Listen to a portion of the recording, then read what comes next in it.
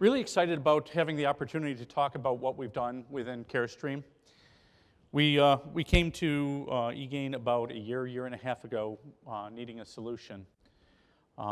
We had multiple knowledge tidbits around our entire system. We had a couple of homegrown knowledge management systems. So we needed to find something to bring it all together. So what we're going to go over today is just an overview of Carestream, some of our businesses, some of our deployment plans. What we did, we're putting things out in different waves, so we'll go through our wave 1, wave 2 solution. We'll talk about some of our successes thus far, and they are growing on a daily basis. I just had some other interesting news this morning around some really key successes. And then we'll talk about some things that I hold near and dear to my heart and some of the real innovations that I think are coming out with eGain's support to make knowledge really, really interesting for everyone. So, who is Carestream? Carestream is everybody thinks Carestream Health, and you hear that and you think we're like a Blue Cross Blue Shield. No, we actually create healthcare information systems. We have CR systems, computed radiography systems. We're basically an X-ray system company. We have a variety of other pieces to our company as well. They're anywhere from our CAMS business, which is advanced materials that we make business-to-business type products. So we have a broad range. But who are we? Where did we come from? We were part of Kodak about 6-7 years ago. We were what was known as the Kodak Health Division. We broke away. We are now bigger than Kodak. We carry with us over 100 years of X-ray technology, so we are the leader in the X-ray technology field, especially the analog systems. And where are we in the world? We're fairly broad-ranging across the world. We're over in over 170 different countries. We have R&D sites in multiple countries, in different continents, and we are very busy across the globe and have a worldwide presence. And why am I sort of poking at that? When you have a multinational company, you have other needs that maybe some companies here don't have. We have a huge challenge around language and knowledge, and what do we do and how do we roll it out, and how do we make language available and knowledge articles available to the people in the different regions. So that's something that we'll talk about as we move through this. All right.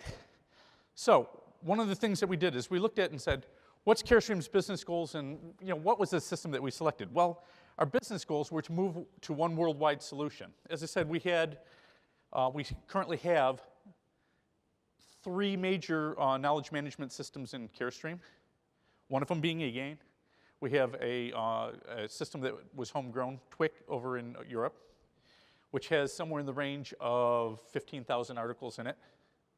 We have a dental business that has a homegrown solution. And in our dental business, we have over 75,000 different articles in it. Now, the interesting thing about both of those two that sort of touching on sort of goes back to the previous discussion. Out of those 75,000, out of those 15,000, there's only around 2,000 articles that get used on a regular basis.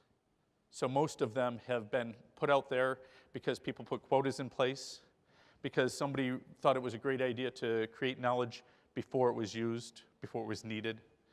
So we have a lot of these worldwide databases that we're trying to bring back into one. We need to have the system as a standalone solution, because as we roll this out to the world, we have to have a standalone solution. And actually, in our wave 2, we're integrating it fully to our CRM systems. We'll get into that in a little bit. So it has to be both standalone and able to integrate into the CRM systems. We have to provide a system that is compliant with FDA regulations. I can't stress that enough from a healthcare business. It's really key. We get regulated to beat the band. Anything that we do or say gets scrutinized in many ways over. So it had to be something that could stand up to the FDA regulations. And we also had to create a solution that provides knowledge for internal, external, end customers, dealers, partners, things like that. So we had all these different moving parts that we had to put together. What did we do? We chose to go with eGain version 11. We are now on version 11.07. We are hosting the solution at Carestream. We did not go with the cloud solution. Our IT team really likes having things a little bit more under their control. Don't know whether it's the best solution for us. We're learning. But right now it's underneath a Carestream solution, and we're using a distributed server model. All right. So what's our deployment strategy? A lot of words here. Just going to sort of touch on the key things. We created a deployment strategy in wave 1. We went worldwide. We didn't just say, okay, we're going to start out small and we're going to go into the US and then we're going to move on over into Mexico and then go up to, we said, we're going worldwide with everything, big splash to a certain extent, but a controlled big splash. Because what we ended up doing is we went and trained coaches and authors, and you'll hear me talk coaches, authors quite a bit. It may be different than what a lot of people are used to hearing. We went with a KCS methodology, knowledge-centered support. We'll talk a lot more about that in a little bit. It's really key to our deployment, and actually it's how we embedded our system and built our system. We really built it around that whole structure and methodology. Right now, we did some training initially with the coaches and authors and had them start building some knowledge. We had them mine the existing databases that we talked about, so those 2,000 articles that were out there as part of our training. We had them go and look at the articles that were being used before, pulled them in as part of the training session so they could reuse those appropriately. So we didn't do it with all of them. We started with just the key top ones, which were the most recent and most commonly used. And then after we got enough articles in the system, we didn't want to open it up all the way to the end user right away, because the worst thing you could have done is open up to the end user, and the end user go, you got 3 articles in here. Why do I care? I'm not coming back, right? So we went and made sure that we had enough articles in there that it really made an impact on the end user. And then, once again, we had the reader training recently, and every Thursday for the last month and a half, I've been doing all-day training sessions with folks around how to become a reader within the system. Pretty straightforward training, quite honestly, but some subtleties and some really cool things that, and suggestions that came out of that as well. All right, our wave 2. This is where we're building things out, and we're going and building out a system that is going to be fully integrated with SAP CRM7. Okay, this is real. I mean, this is where it gets really cool, and you know, we're going to be rolling it out to different countries every 6 months. So we're going to start out in the U.S. We're going to go over to Europe. We're going to go over to Asia. You know, when I say different countries, probably better answer is different regions. And it's going to be over a 2-year period. So that means that our standalone solution is going to be alive, and our integrated solution is going to be alive at the same time. So we had to make sure that things were going to be compatible. And then we're going to also start building out a dealer portal. Our approach was a little bit different than what I've heard this week. We're actually looking internally first. So we're starting with our internal, our centers of excellence, our customer support centers. We're dealing with our field engineers and customer service technicians. So we're doing that first. In 2014, we're going to build out our partner site. As we go into 2015 and beyond, we're going to roll out the dealer portal. We're going to roll out an end user portal, build out and roll out the end user portal. So we're progressing. We didn't want to make too much of a splash and try and do everything all at once. We know it's a little bit crazy to do that. Okay, so if we take a look at our guiding principles, this is the top one, sort of fits in with the next one underneath. Everything must be in customer speak. We learned a long time ago, and it was just reinforced by the KCS methodology, is when a customer calls up, they don't call up and say what, and this is, I'm almost quoting one of our previous knowledge articles, on a printer fix. Drawer PBXY5 has a subliminal jam on roller 285 that is causing the paper to be bifurcated, and the sensor on section 482 is blinking at 2 milliseconds. Okay, what does that mean? Well, the customer is going to call up and say the damn printer is broken and the light's flashing. You know, so we're going to sort of filter out the damn portion of it. But what we do is we actually now, on the article title, we say, the printer is broken, not printing, and the light is flashing. So now when the customer support center gets a call, they can search on customer speak, the way that the customer talks, and they'll find the article quicker, and it's actually working. Another key thing is using knowledge-centered support best practice and the foundation of our approach. If you haven't gone and looked at KCS, please do. It is truly a best practice. There's a lot of key reasons to go with it. It keeps you focused on the customer. It also keeps you focused on not wasting time building articles up front before they're needed, because you're guaranteed you're going to end up with a PBXY 48YJ and some details around something that nobody is ever going to read again. That's why we have over 70,000 articles that aren't being used. So we moved over to the KCS approach, and we're going to use, the next one's actually quite key too. The knowledge use and creation needs to be simple, lean, and easy to use.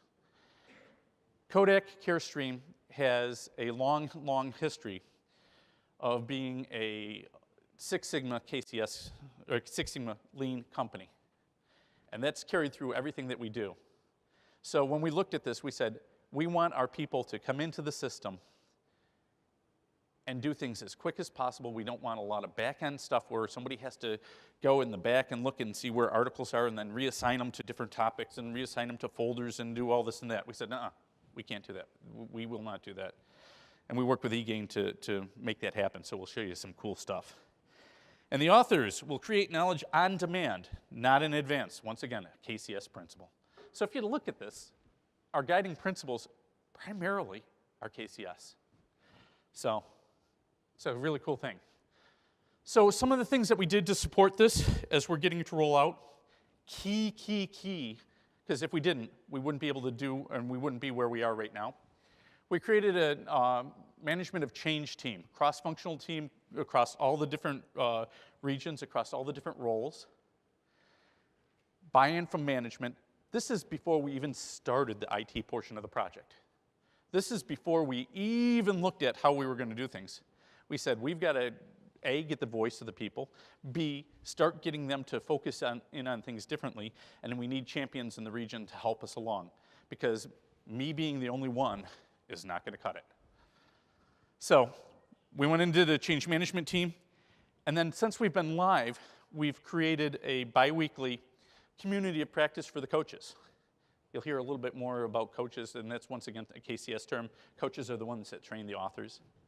They're the ones that test them and make sure that their article quality index is at a certain level, and they've done all things according to the way that we expect them to do in the content standards. So within that, this community of practice is self-regulating. They're the ones that are out there looking at things daily, helping us drive to the right direction. They're also the ones that do the B-loop activities that you heard David talking about. They're the ones that help drive the enhancements. So this is sort of the process that we put in place to help us achieve what we've achieved. So, wave one, design challenges. We need to have a system that has a fast response. System needs to be FDA Part 11 compliant. For those who don't know that, Part 11 compliant just basically says when you approve something, you get your challenge of the password up there, and you can say, okay, yeah, I'm the right person. I'm the one that logged in. Yeah, it's not somebody else saying that it's okay. It needs to be lean in its approach. We sort of touched on that. The system has to be a single sign-on. All of our systems at Carestream are single sign-on, so when you wake up in the morning, you log into your computer, you can get access to anything that is part of our IT structure. Needs to manage change for all areas without current knowledge management systems. Okay, this one's going to be a little bit tricky, but once again, need to manage the change for all areas without current knowledge management systems. So we have a bunch of areas that have never had knowledge management. They didn't know anything about it. We had this repository that you'll see a little bit later on that's called Service Portal, where we just dumped all the stuff into. And it wasn't even into a SharePoint type approach. It was really an old Ectron system. So for those folks, we had to get them up to speed and understand what a knowledge management system was. Then we have a different challenge, which is providing an exit strategy and incentive for the teams that actually have the 75,000 articles out there and the 15,000 articles out there. So we're working through that. I'm not going to say it's an easy fix. It's been a challenge. A lot of people love what they already have. But we've been providing some nice incentives, and there's been, because we started this change management team early on, we've been able to have the right answers for the right people to make things happen. And then must have ability to be viewed from either a PC or a mobile device. So one of the things that we're doing in our field is we're moving everybody over to either tablets or to smartphones, such that they have access to the knowledge when they need to have access to the knowledge. So when we're talking about the interesting stuff, the authors using the CSP, this is where you're going to start to see some differences from some of you that have already built out your knowledge management systems. Right now, the authors are using the CSP exclusively. CSP, Content Submission Package, for those who don't know it. So we are not using the back-end console, not at all. We don't go in there, we don't look in there, it's all through the CSP. So we've mimicked all the key functionality in the console into the CSP. All right, and we're using KCS methodology. So when we built out our flows, it was built on the flows like we have 6 different article types. 2 of the article types didn't have any regulatory concerns. So those 2 article types, if you're a candidate, the coach has to look at it, and then the coach says, yeah, it's good, and it gets published, and it's out there right away. I mean, when we say right away, a minute afterwards, it's out there. If you're an author and you approve it, it goes out immediately. Prime example, which was kind of interesting, is when I was doing the training over in Europe for this with our coaches. We were doing coaches training. We did some in the US, and we did some with our friends in LAR. And when I was over in Europe doing the training, a person wrote an article, and he put it out there, and he submitted it. A minute later, 2 minutes later, on my email, I get a ping from one of the people down in Guadalajara saying, wow, great article. I have that problem right now. Thanks. This is solving it for me. I don't have to look any further. And this is when I'm doing the training. It was one of those just like an aha moment, right? So it really becomes key. And by doing the KCS methodology and picking which article types can go out right away, we're making huge impacts immediately. All right? So that's the one piece. Let's see. Integrating the KCS methodology, yes, we've done that. Matching the console capabilities with that of the CSP in a more appropriate way. So basically, we've taken a lot more of what was in the console and put it into the CSP. And some of the key things are, and we'll show you in a second or two, but we're able to assign to multiple topics. We're able to deal with assigning to topics to begin with on the article initially. You'll see in a second. And managing a true check-in, check-out functionality in the CSP. So that's some of the stuff that some of the challenges and some of the plans that we had done within Wave 1. So let's go to the innovative solutions. The modifications for some of the CSP. This is part of our CSP. Now, mind you, the internal one, we didn't do any branding. We didn't do anything really fancy. We took it out of the box. But one of the things that we've done is if you take a look up here, knowledge topics, knowledge folders. When a person goes to create an article, they now have a drop-down list of all available knowledge topics, knowledge folders. If you select the top one, it will select the topic and subtopics for you. It will drive it into the similar folders. Part of the second piece there, we don't use it, but you can actually change the knowledge folders to something other than what the knowledge topics are. In our application, we said, really what we did is we said product family, product, right? And we want our topics and our folders to match up perfectly so when we go back to do the guided help, we can find exactly what we want in the folders. So we've put that in there. One of the other things that we put in there is we've allowed for attachments within the CSP. And when we say attachments, you can add attachments in, you can delete attachments, you can do a variety of things within the attachments right in the CSP. So now instead of having to create the article and then go back into the console and do some attachments, it's all there. Okay, ability to put an article in multiple topics. In the past, you had to go into the console, you'd say, this one's actually fixes this product over here as well. Okay. We've now enabled it within the CSP that when they go in to edit it, they can edit it and they can just reassign another topic. So if you know that that article is used in multiple topics, multiple products, you can go through in the CSP and do it real quick. So you never have to go into the console. We've created an attach to case button for the CSP. And the article will show the last number of cases that the article was attached to. We're working with 10 articles, or 10 cases that will show on the article itself. So when somebody opens up the article, they may go, this looks close.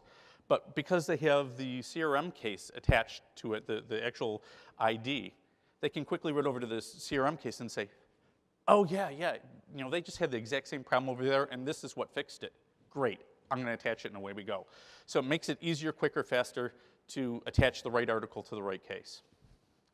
All right. Let's see. Approval modifications. So right now, we show attachments in the approvals. So as you go through the approval, we have really 3 approvals in our system. It's the coach's approval, if they're a candidate. And then we have a service engineering approval, which is like a level 3 approval, so making sure that the content is accurate. And those are for the other 4 article types that don't need, or that do need some approval. And then we have this wonderful thing called regulatory approval. So anytime we think that the article has something to do with opening up a 480 volt panel, licking your fingers and sticking it on the thing, we send it through a regulatory approval. But within that, we found a lot of times that the people in the field will either have a picture, will either have a PowerPoint presentation, will either have a variety of things that they may actually want to attach to the case or to the article. We'll create the article with that, and then it will go through. So we now show attachments when the people are doing the approvals. It is, once again, Part 11 compliant, which is great. And we have highly customized emails now. So when you get an email from the system will say, there's an article around a CR system, CR 975. The last person who touched it was David Smith. The last person who approved it was Susan King. And the next person in line is, so it shows a lot of the information. So when you get the email, from a KCS standpoint, and you're a coach, you know who your candidates are. You know who's going to be next in line. You know what's happening. So we put a lot of information into the emails. System access. Once again, we're using the system fully CSP-based, not in the console. We have the single sign-on, and it's integrated with our existing service portal. Once again, I mentioned that before. It's our old dog of a system that has knowledge or articles in there. But we've done a federated search into there that allows them to look and find what's in the service portal. We are retiring the portal once we build out the dealer portion of this system. And one of the things that we've been telling our candidates and our authors is, if you find it in the federated search into the service portal, great. Copy that out, create it as a new article, put it into the eGain system, because that's where it's going to reside longer term. So, successes for thus far. We're 4 months live. We have over 1,300 articles in the system. And these are just articles that were no quotas on. We have 250 cases that we've used the articles on and solved. We have 30 coaches trained. We have 120 authors trained, and over 500 readers trained right now. At the end of this year, I'm going to be going back to China. We're going to pick up another 10 coaches and probably another 50, 60 authors. The 500 readers is going to keep on growing. I have that weekly till the end of the year, or end of this month, excuse me. This last one, I just put on about 10 minutes before we started this. Every day, we started out with our key products, our our CR products, our DR products, our printer products, our analog products. Since we started this, and we showed this a little bit, and we had some executive sessions with the CEO, I've had weekly different business units coming up and saying, God, can I be part of this? So we're putting in our CAMS business into this. We have a huge endeavor to put in our dental business into this. I mean, that's the one that has the 75,000 articles. They said, it's so much better that even if we have to recreate the whole 75,000 articles, we want to be in here, right? So they were really excited about that. This morning, I got a call from another one of our business units saying, gee, do you think that we can add some of our information in there? And it's one of our partners that uses our system as well. So we're working through on a rapid basis to pull everybody in as quick as possible. But it's a statement of how well it's working. We have people clamoring to get into the eGain system, to get into our Ask Me system. That's what we brand named it. Okay, moving forward, what are we doing? We have an integration with SAP CRM version 7. That's going to be happening. And if we take a look at this, this is a fairly busy slide, the architecture. But if we wipe that away, not bad, huh? Realistically, what we're looking at doing is we have a couple of key areas to focus as we move forward. We really have to look at our integration points between SAP CRM 7 and eGain standalone, between SAP CRM 7 and the Click Mobile solution that we're using for our field. And the other thing that I think is going to be really cool as we move forward is this one, which is languages. We're moving to do language translation on the fly. Remember, we're a multinational company, and we have, I think right now, we typically support 8 different languages in our SAP system, but we have a lot more that actually are out in the field. So that's where we're looking at going after. We can give you a view a little bit of the design plans moving forward. So we're going to enhance the SAP CRM integration. We're going to translate articles of the local language at point of use and standard language at point of creation. We have some advanced search features that we're doing. We're doing some linking and delinking of articles to a case in the field. And we're enhancing the author's coach's visibility to their work. It's sort of some of the questions you had there. And limiting the visibility of some articles to different individuals based on some key attributes. So when we talk about our integration, one of the things that we're doing, and it's, we have SAP CRM out there with all this information in it. And then we have a master template in SAP. And what we're doing is we're saying we're going to select an article type when you're in SAP CRM. It'll port the important fields over based on the article type into this master template.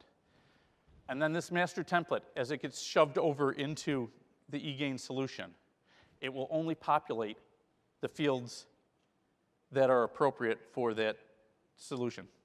Does that make sense? Because this is sort of a key concept behind the rest of us, right? It's really key to this. So we have some mappings, we have a master template, and then depending on which article type they select, it'll populate different fields. They can go back into the CRM solution and say, you know what, I actually, instead of a knowledge article, I wanted to create a how-to. They can hit the button again, it'll port the information over into the standalone solution. And mind you, one of the other cool things about this, remember we said we had to have a standalone solution and an integrated solution? We keep the standalone solution exactly the same. We don't change eGain. We have some of the stuff done up front and poured in. So we have some real cool stuff about the integration into the CSP. Language translation. Okay, this is going to be really cool. So this is, if you take a look, this is one of the SAP screens. I know it's an eye chart, but really just for the flow. There's going to be a button up top that says Knowledge Create. We're going to have a template type that they can select, which we just talked about. We have a bunch of fields, and when they hit Knowledge Create, it'll grab all those fields, service order, product ID, product family, and it'll translate the fields to English. We're going to go out and use a web solution where we shove those fields over into the web. They do the translation for us, because if you can envision, a lot of these countries that we're operating in, they actually write the problem and the solution in local language in the SAP system, right? So we know based on who wrote it and their profile in the system what the language is that they started out with. We pass that along with the fields over into a cloud application which translates it for us. We then take it and we do an eGain create knowledge article web service call, and we port it over into the standalone solution. What it does, because we know what the product was in the CRM solution, because we know what the product family is in the CRM solution, we can automatically select the right topic and subtopic for them. We can automatically select the fields for them. We will automatically populate the individual descriptions, the fields, all that, based on the information that came out of the service order itself. So now, instead of having to rewrite things, they hit create knowledge article in SAP CRM once. It shoves the information over into eGain. eGain pops up its standalone solution. They can modify it in there. They can create a little bit different. They can fix it to be a little bit cleaner, maybe a little bit more customer speak. But it saves like 80, 90% of the time. So when we talk about advanced search features, we're going to have the ability to pass multiple fields from CRM system and pass topics and subtopics. So when we do a search now, we have in CRM all these different categories that we're adding in there, which are sort of an advanced search capability. And we'll have, once again, the topic, subtopic, or the products and product family and product in there. And they'll be able to take all this information and pass it over into the search terms within eGain. So, giving you another look at what it will look like, it's very similar to what we just talked about. You'll have the language selected up top. You'll see the little DE up top. You'll have the different categories that we'll be pushing across, the product family, product group. It'll go through a web cloud solution to do any translation if required. If it's in English, it just flows through. Once it goes through, it'll send it over to the eGain Search API. It'll shove it into the eGain Search API. If they have the topic, subtopic, or the product family, subproduct, it'll automatically do a search only within that. But it'll be available, once again, it'll call it the standalone solution. And once you're in standalone, you can just do another search if you wanted to. But we believe that this will get us a lot closer, a lot faster. And I think that gets really closer to what you were asking about. How do we get some of that information that the customer has and make it quicker, faster to search for it? So we have this underway and it has the language translation. This one's a little bit interesting too. Linking and delinking of articles to a case. So a lot of times when you link an article to a case, send it off, it may not be the right thing. You know, we're not perfect. The COE may not send the right article out there. However, if it does send the right article out there, we had to have a way of attaching the right article. And mind you, we also, when we're doing this, we had to think through and say, okay, if you create the article and you send it out there, and it's attached to the case, we don't want to increase the metrics and say, okay, this was used on the case, and then remember we said we're going to put the case number on the actual article itself. We don't want to attach it to the case itself and then pull it back off and do that if they delink it. So in our systems, in Click Mobile, they'll have a spot that says, this was an article that was attached to the case, and if they don't do anything to it, it leaves it attached to the case, and we don't increase our metrics until the case is closed. So we give up a little bit of understanding of what is actually, used at the time. We have to wait till the case is closed, but usually our cases are closed in most of our businesses within a one-day period, right? So I can deal with 1 day of not having the metrics updated.